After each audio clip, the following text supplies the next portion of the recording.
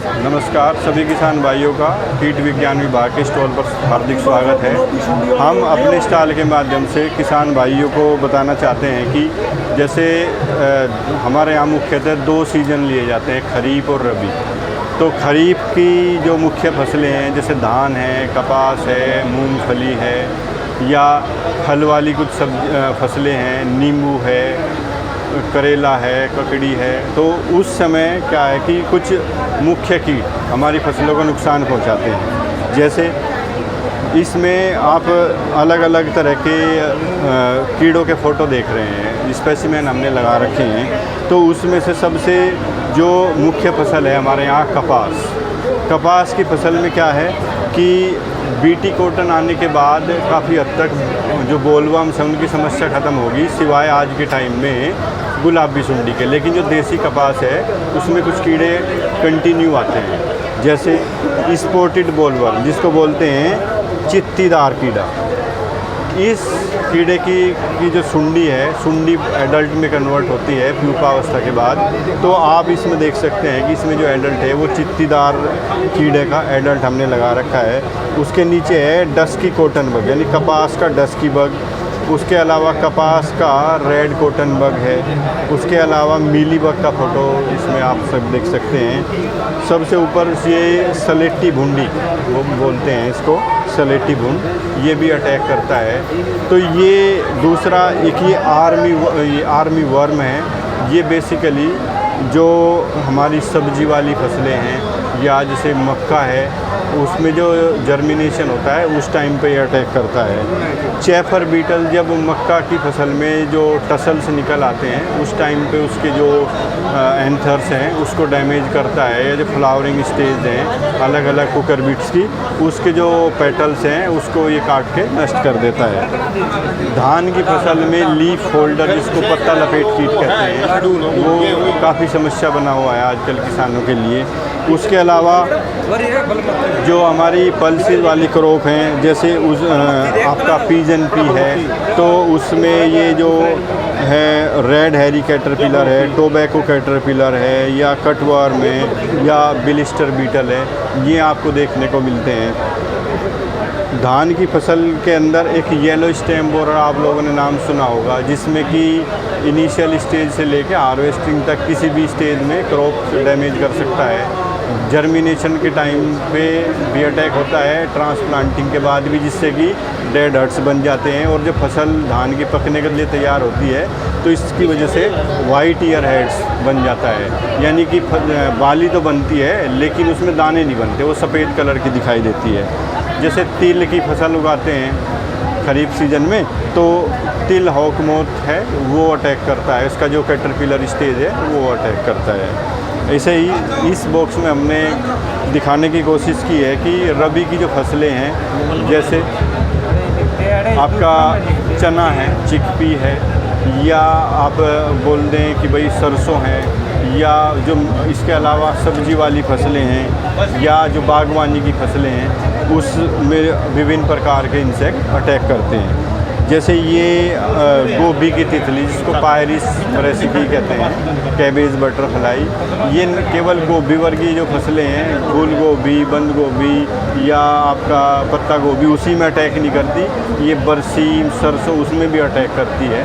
तो इसकी जो सुंडी अवस्था है वो अटैक करती है। ये नींबू की तितली है, नींबू की तितली जो लेमन कैटरपिलर जो नींबू का बागवानी है उसमें पत्तियों को खा के नुकसान करती है। ऐसे ही ये सिट्रस सिल्ला है, ये भी क्या करता है कि पत्तियों के नीचे बैठ कर उसका रस चूसता है जिससे कि पत्तियां पीली पड़ जाती हैं, और ये साथ में हनी ड्यू एक्सक्रीट करता है जिस पे सूटी माउल डेवलप होके वो पत्तियां काले रंग की हो जाती हैं और फोटोसिंथेसिस बंद हो जाता है। ऐसे ही ये फ्रूट सकिंग मोथ है जो हमारी अनार है या जो किन्नू वर्गीय फसलें हैं उसके जो फल हैं उसमें अपना माउथ पार्ट पियर्स करके और रस चूसता है, जिसकी वजह से उसमें बैक्टीरियल इन्फेक्शन होके वो फल नीचे गिर जाता है। ऐसे ये कई बार सर्दियों के मौसम में टिड्डी दल का भी अटैक होता है। तो ये टिड्डी है, ये आम की जो फसल है, जब आम पे बोर आता है तो उसमें ये लीफ होकर आता है। जिसको आम का तेला बोलते हैं, ऐसे मीलीबग है। चने की फसल में पल्सेस में जैसे ढोरे हो जाते हैं कई बार, तो ये ढोरा जो हमारा स्टोर ग्रेन है उसमें भी होता है, साथ में ये खेत में भी आता है, तो ये दोनों जगह मिलता है। लेकिन किसान को ज़्यादातर इसका डैमेज हमारी जो भंडारण अवस्था है उसी में पता चलता है। इस बॉक्स में हमने स्पेसिफिकली जो कपास के मुख्य कीट हैं उन्हीं को दिखाया है। तो जो कपास के हानिकारक कीट हैं इसमें आप देख सकते हैं ये एडल्ट हैं अमेरिकन बोलवर्म, अमेरिकन सुंडी का एडल्ट प्रोड, ऐसे ये टोबैको कैटरपिलर है, ये रेड कॉटन बग है, ब्लिस्टर बीटल है, स्पॉटेड बोलवर्म है, और सबसे ज़्यादा नुकसान जो आजकल क्रिएट कर रहा है वो है आपका गुलाबी सुंडी, पिंक बोलवर्म। इसकी वजह से आज के समय में हमारे यहाँ का किसान बहुत ज़्यादा परेशान है, तंग है। साथ में सफ़ेद मक्खी, इसकी भी कई बार पॉपुलेशन बहुत ज़्यादा बढ़ जाती है और ये भी एक काफ़ी हद तक नुकसान पहुंचाता है।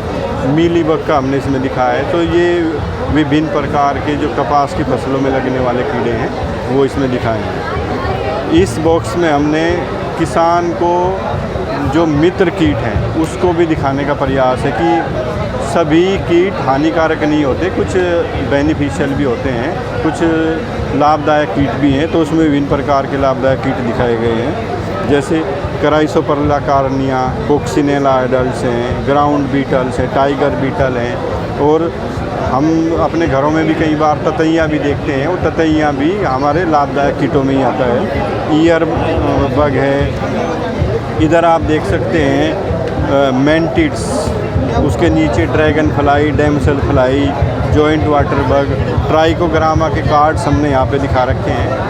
तो ये जो कीट हैं ये लाभदायक कीट की श्रेणी में आते हैं, जो कि दूसरे कीट की विभिन्न अवस्थाओं, अंडा या लार्वा या प्यूपल स्टेज को हानि पहुंचाकर किसान को फ़ायदा पहुंचाते हैं। साथ में हमने इस साइड में भी कुछ फसलों के परागणकर्ता जो पोलिनेशन में हेल्प करते हैं उन कीटों को दर्शाया है, क्योंकि सभी अवस्थाएं इंसेक्ट की हानिकारक नहीं होती। कुछ अवस्थाएं एक इंसेक्ट की, कीट की लाभदायक अवस्था भी हैं, और उसमें से एक है परागणकर्ता अवस्था। जो एडल्ट स्टेज है, विभिन्न प्रकार की जो बटरफ्लाइज हैं, डैमसेल फ्लाइज हैं या बटरफ्लाइज हैं, एपिस बीज हैं, नॉन एपिस बीज हैं, ये हमारी फसलों में परागण करने में मदद करती हैं, जिससे कि फसल उत्पादन बढ़ता है।